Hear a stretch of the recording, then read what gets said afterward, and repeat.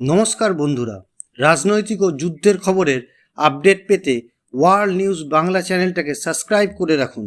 এখনকার দিনে অনেক পরিষেবা অনলাইনেই পাওয়া যাচ্ছে, জন্ম সার্টিফিকেটও তার ব্যতিক্রম নয়। পশ্চিমবঙ্গের নাগরিকরা এখন ডিস্ট্রিক্ট পশ্চিমবঙ্গ পোর্টালের মাধ্যমে অনলাইনে আবেদন করতে পারেন জন্ম সার্টিফিকেটের জন্য। কি কি ডকুমেন্ট লাগবে চলুন দেখে নিই। আবেদন করতে গেলে কি কি কাগজপত্র লাগবে।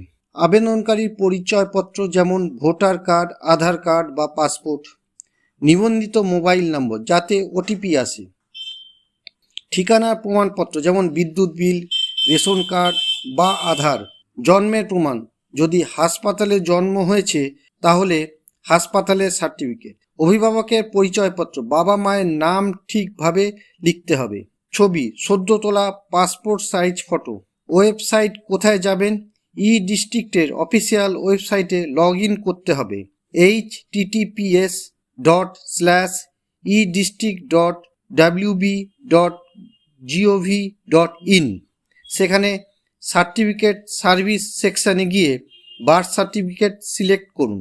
আবেদনের পর কত সময়ে মিলবে সার্টিফিকেট? সাধারণত 15 থেকে 30 দিনের মধ্যে আপনার আবেদন প্রসেস হয়ে যাবে, তবে সব কাগজ ঠিকঠাক না থাকলে দেরি হতে পারে। মনে রাখবেন, সব তথ্য ভুলভাবে দিলে আবেদন বাতিল হয়ে যেতে পারে।